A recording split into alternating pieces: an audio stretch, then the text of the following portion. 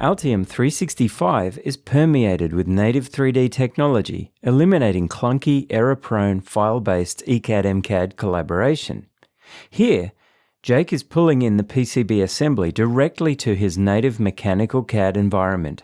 Here in Autodesk Inventor, Jake is moving a power connector to better fit the enclosure design and checking alignment to the board edge.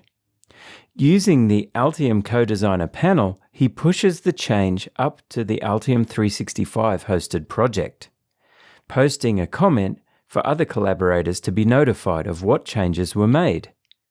Back in Altium Designer, Lee sees the posted changes from Jake and can visually preview them in 2D and 3D before selectively applying them.